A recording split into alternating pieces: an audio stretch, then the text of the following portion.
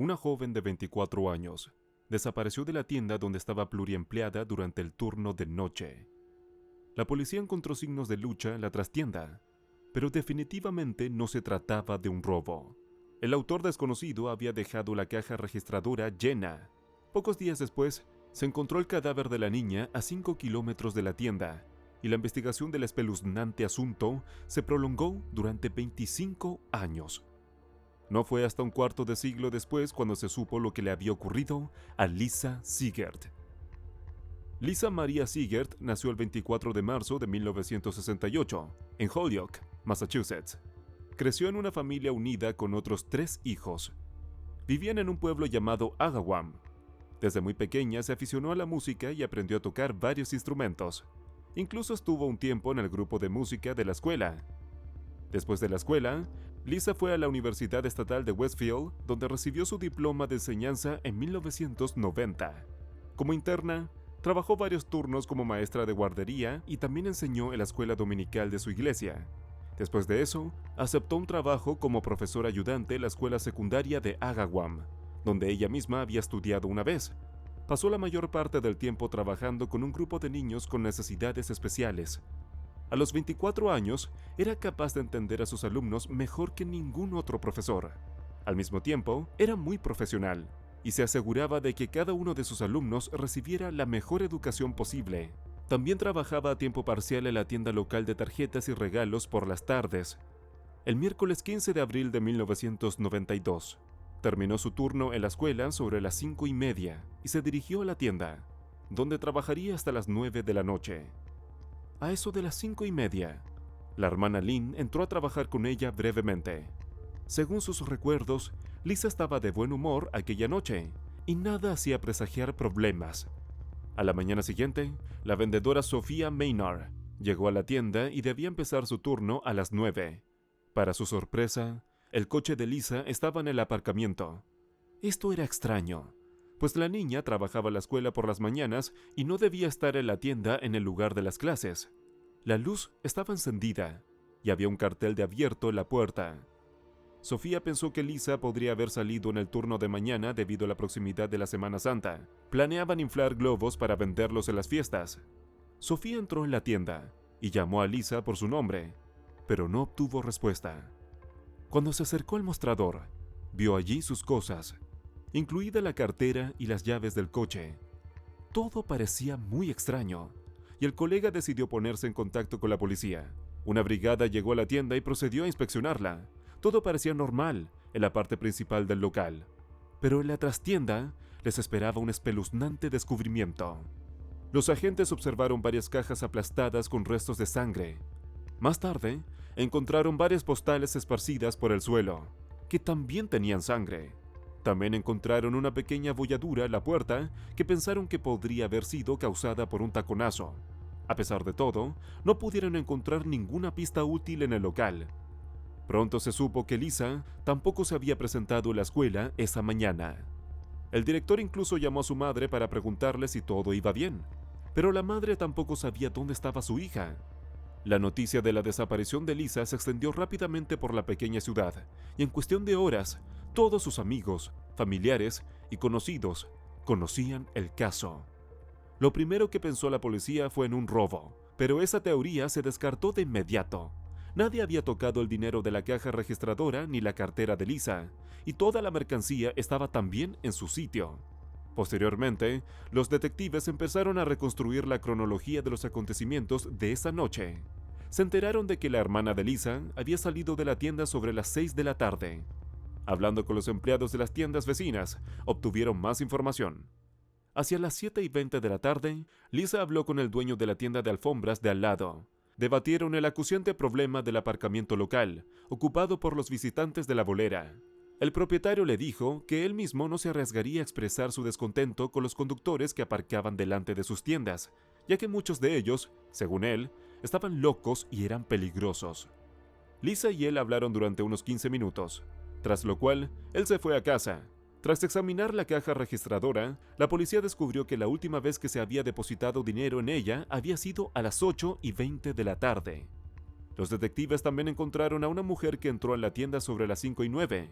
La puerta estaba abierta, pero el vendedor no salió. A la mujer le pareció oír ruidos en la trastienda, pero decidió marcharse. La policía estableció así la ventana aproximada de la desaparición de Lisa. A las 8:20 había atendido a su último cliente, y a las 9 algo le había sucedido. Correspondía a los detectives averiguar qué había ocurrido en esos 40 minutos. Los investigadores locales acudieron en ayuda del FBI y la policía estatal. Juntos, organizaron una búsqueda masiva.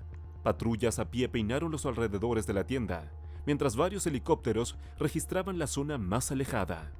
También se llevaron perros policía a la tienda con la esperanza de que pudieran seguir el rastro de Lisa. Por desgracia, nada de esto funcionó. Los investigadores se dieron cuenta de que Lisa no había abandonado la tienda por voluntad propia, por lo que el 17 de abril el jefe de la policía local anunció que el caso había sido reclasificado. Mientras que el caso anterior había sido el de una persona desaparecida, 2 días después de su desaparición, la policía ya investigaba un secuestro. El domingo 19 de abril por la mañana, todas las iglesias locales rezaron para que Lisa apareciera viva e ilesa. Era Pascua, pero no había ningún ambiente festivo. Hacia las 2 de la tarde, la policía recibió una llamada. Un hombre paseaba a su perro a las afueras de la ciudad, cerca de la autopista 75. Mientras caminaba por una zona boscosa, se percató de la presencia de un cadáver femenino e inmediatamente se puso en contacto con las fuerzas del orden. Los agentes llegaron al lugar e identificaron a Lisa Siegert. Encontraron múltiples heridas en su cuerpo producidas por un objeto afilado. Los expertos médicos determinaron posteriormente que la niña también había sufrido abusos. Su cuerpo estaba a unos 5 kilómetros de la tienda. Esto significa que lo más probable es que el agresor trajera a la chica en coche. Los detectives acordonaron inmediatamente la zona y se desplazaron en fila india para no comprometer posibles pruebas. En aquellos días llovía y había varias huellas de ruedas en el empapado camino de tierra. Por desgracia, la policía no pudo encontrar las armas ni ninguna otra prueba tangible. La noticia de que Lisa había sido víctima de un brutal asesino desconocido se extendió rápidamente por el pueblo. Se celebró una misa de despedida en la iglesia donde la niña daba clases los domingos. Asistieron casi 1000 personas. Los habitantes de la pequeña ciudad, acostumbrados a una vida tranquila y segura, cayeron en un estado cercano al pánico. Muchos tenderos eliminaron los turnos individuales y los compañeros se acompañaban unos a otros hasta sus coches. Las secciones de autodefensa se abarrotaron en cuestión de días. Además, unas 300 mujeres solicitaron permisos para poseer armas de fuego. Toda la ciudad temía que un culpable desconocido volviera a atacar. Mientras tanto, la policía y el FBI trabajaban casi sin descanso en el caso. Pronto se supo que habían conseguido obtener una muestra de ADN de la escena del crimen que podría pertenecer al asesino. Elaboraron la teoría de que el novio de Lisa estaba implicado, pero tenía coartada y su ADN no coincidía con la muestra encontrada. Amigos, compañeros y familiares de la chica también se sometieron a pruebas de ADN. Y de nuevo, no hubo coincidencias. La policía también recibió muchas pistas de la población local. Algunos dijeron haber visto un coche sospechoso la noche del asesinato de Lisa. Otros afirmaron conocer el nombre del culpable. Pero todas estas pistas no llevaban a ninguna parte. Y los detectives las tamizaron. Por las huellas de neumáticos en la carretera cerca de donde se encontró el cadáver, la policía determinó que habían sido dejadas por una furgoneta o un todoterreno grande. Los detectives interrogaron a todos los conductores de vehículos similares, y una vez más, no estuvieron cerca de atrapar al autor, pero consiguieron encontrar a un testigo que podía haber visto el mismo vehículo. Un empleado de una tienda cercana al lugar de trabajo de Lisa volvía a casa en coche hacia las 9:15 de la noche. Parada en un semáforo, vio cómo un gran todoterreno se salía de la carretera y se dirigía hacia el lugar donde más tarde se encontraría el cadáver de Lisa. La mujer no pudo describir el coche con más detalle porque estaba oscuro. Solo señaló que creía que había un hombre y una mujer en el coche. Añadió el extraño hecho de que la cabeza de la mujer se movía de forma antinatural, como si estuviera dormida o inconsciente, cuando el coche se detuvo en un camino de tierra. Por desgracia, esta información tampoco ayudó a localizar al sospechoso. Desde entonces, todas las pistas han llegado a su fin. La policía siguió trabajando en el caso, pero cada mes que pasaba, se desvanecía la esperanza de resolver este macabro misterio. Pasó 1 año y medio antes de que la familia y los amigos de Lisa tuvieran una nueva oportunidad de descubrir la verdad. En octubre de 1993, la televisión nacional emitió un episodio dedicado al caso. El popular programa filmó historias sobre casos sin resolver, que atrajeron una enorme atención. A veces, esto hacía que aparecieran nuevos testigos y que el caso cobrara un nuevo impulso. El caso de Lisa no fue una excepción. 1 hora después de la emisión, varios cientos de personas habían llamado a la policía con algún tipo de información. Como suele ocurrir, la mayoría de estas pistas no llevaban a ninguna parte. Pero la policía trabajó en todas y cada una de ellas. Según el detective, pudieron identificar algunas pistas valiosas, pero no especificó cuáles. Por desgracia, tampoco llegó a ninguna parte. A medida que pasaban los años, las posibilidades de resolver el caso disminuían constantemente. La familia de Lisa hizo todo lo posible para que su legado no cayera en el olvido. Aunque su carrera como profesora se vio truncada muy pronto, los familiares de Lisa hicieron una importante contribución al sistema educativo de Agawam. En 1995, sus padres donaron $11,000 a la división de ciencias de la escuela donde trabajaba Lisa. Este dinero se destinó a la compra de equipos y al apoyo a las clases de genética. Los padres también crearon un fondo para ayudar a los alumnos superdotados, que repartió premios por valor de unos $35,000. Habían pasado 10 años desde el asesinato de Lisa. Su madre no había perdido la esperanza de que el caso se resolviera algún día. Hizo grandes esfuerzos para mantener vivo el recuerdo de su hija.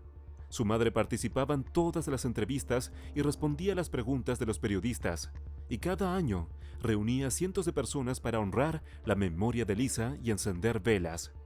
Mientras tanto, la policía solo tenía en sus manos una prueba significativa, una muestra de ADN del presunto asesino.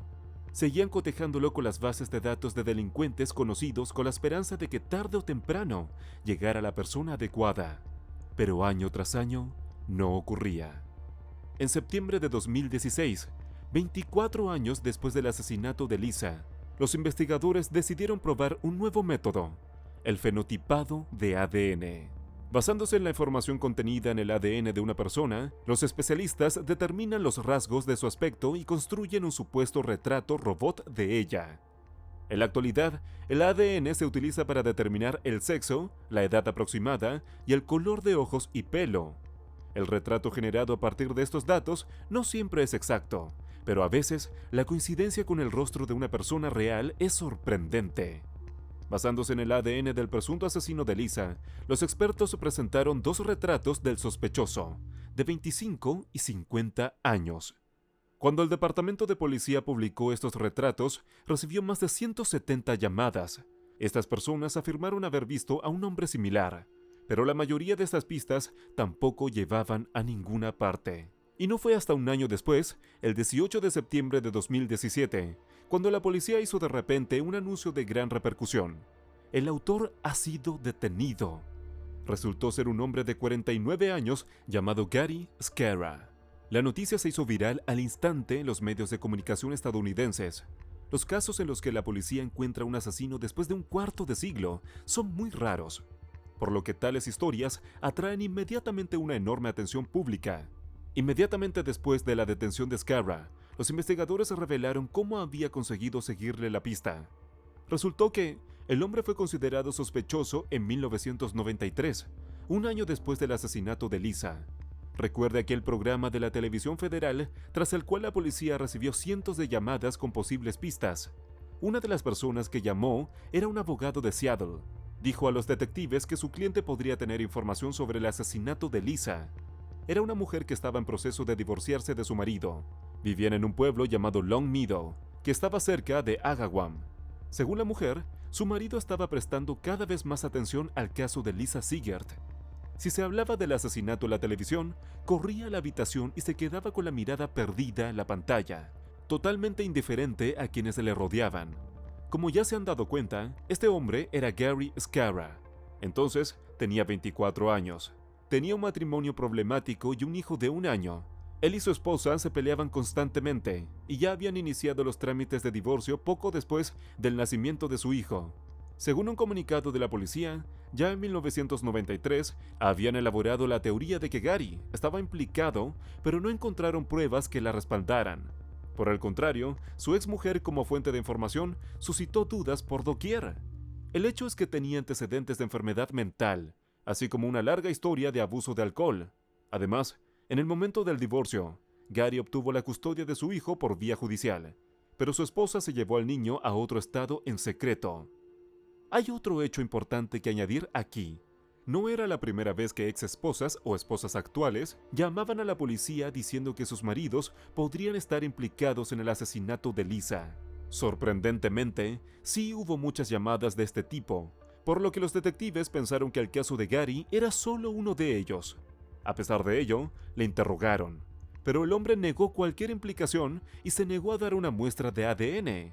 Nadie podía obligarle legalmente a dar una muestra, así que la policía básicamente no tenía otras opciones. Posteriormente, los detectives elaboraron una lista de todos los hombres interrogados en el caso que se negaron a dar una muestra de ADN. Gary estaba entre ellos, y la policía le llamó para interrogarle varias veces más. Durante la tercera entrevista, en 2008, era evidente que Gary tenía cuidado de no tocar nada, ni siquiera la mesa. Le ofrecieron una botella de agua, pero la rechazó. Parecía como si solo tuviera una cosa en mente: asegurarse de que la policía no obtuviera su muestra de ADN.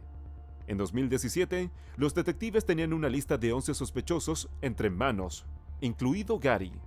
Todos ellos habían sido interrogados en diversas fases de la investigación y se negaron a dar voluntariamente una muestra de ADN. De hecho, había muchos más sospechosos en la lista, pero gracias al fenotipado del ADN, los investigadores pudieron descartar a los candidatos inadecuados. No coincidían con ninguna de las características que los expertos habían identificado en la muestra de ADN del asesino de Lisa. En agosto de 2017, los detectives recopilaron toda la información disponible y acudieron al juzgado. Pidieron una orden que obligara a todos los de la lista a proporcionar muestras de ADN, y el tribunal accedió. El 13 de septiembre de ese año, los agentes de policía acudieron al piso de Gary para notificarle el servicio, pero el hombre no estaba en casa. La puerta la abrió su vecino, con el que compartían piso. Los detectives le dejaron su tarjeta y le pidieron que transmitiera urgentemente la información a Gary. Al día siguiente, ocurrió algo inesperado. La actual novia de Gary acudió a la comisaría y denunció que había dejado 3 cartas en su piso. Para sorpresa de los investigadores, entre ellas había una disculpa a la familia Siegert y una confesión detallada del asesinato de Lisa en 2 folios. Gary escribió que desde niño había desarrollado deseos violentos e incontrolables. Estaba obsesionado con pensamientos de secuestro e intimidación. Aquella noche, mientras conducía junto a Lisa, Gary, como él mismo expresó en una carta, se permitió hacer algo horrible. El hombre especificó que no había planeado matar a Lisa, pero que los acontecimientos supuestamente se habían salido de su control. Gary escribió que había querido entregarse a la policía cientos de veces, pero que no había podido hacerlo por cobardía. Afirmó que había vivido con odio hacia sí mismo todos estos años. Al final de la carta, decía que pensaba acabar con su vida. La policía comenzó inmediatamente a buscar a Gary, y pronto su coche fue localizado en el aparcamiento de un hospital de Stafford Springs. Había otra nota de suicidio en el parabrisas. Resultó que el hombre había ingerido algunas drogas potentes, pero subió su coche inmediatamente después y corrió al hospital más cercano, donde le sacaron la sangre. En cuanto los médicos terminaron de ayudarle, la policía detuvo a Gary y lo llevó a comisaría. Al mismo tiempo, un juez dictó una orden de registro de su piso, así como del apartamento de su novia. Allí, la policía se incautó de varios objetos que contenían su ADN. El resultado del análisis no sorprendió a nadie. Coincidía perfectamente con la muestra del asesino. Junto con esto, los detectives desenterraron varias otras pistas potencialmente significativas. La esposa de Gary, que ya había denunciado sospechas sobre él en 1993, falleció en 2014. Sin embargo, los investigadores consiguieron encontrar documentos redactados por su abogado en los que la mujer revelaba muchos detalles truculentos. En una ocasión, Gary le dijo sin rodeos que no podía intimar con ella a menos que tuviera un cuchillo en la mano. Al día siguiente del asesinato de Lisa, la mujer llamó a su hermana y le dijo que Gary había llegado a casa a altas horas de la noche. Estaba extremadamente ansioso y su cuerpo estaba cubierto de arañazos. También regaló a su mujer una caja de música y dijo que la había comprado en la misma tienda donde trabajaba Lisa, salvo que, según el propio Gary, fue una anciana con canas quien se lo vendió. El problema es que ese empleado nunca ha estado allí. No está claro por qué no se comunicaron todos estos detalles a la policía en 1993, y es imposible averiguarlo ahora. Mientras estaba detenido, Gary proclamó repentinamente su inocencia y se negó a confesar. Probablemente le movía el miedo a... Pero con ese tipo de pruebas no había ninguna posibilidad de salirse con la suya. Lo único que consiguió fue aplazamiento de su condena. El juicio no debía comenzar hasta 2 años después, pero Gary, que había estado en una celda todo el tiempo, decidió de repente confesar. El 21 de septiembre de 2019, compareció ante el juez y se declaró culpable del asesinato de Lisa Siegert. Este caso se calificó como asesinato en primer grado, y en Massachusetts, un acusado se enfrenta a cadena perpetua sin libertad condicional con una condena de este tipo. La familia de Lisa estaba presente en la sala. Su madre, que llevaba 25 años esperando descubrir la verdad, pronunció un discurso.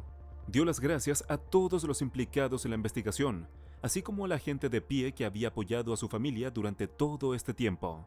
Como resultado, el asesino pasó el resto de su vida entre rejas. Se ha cerrado oficialmente uno de los casos penales más antiguos del estado. A pesar de haber tardado un cuarto de siglo, la amarga verdad en un caso así es mejor que la ignorancia infinita. Cuídate y gracias por vernos.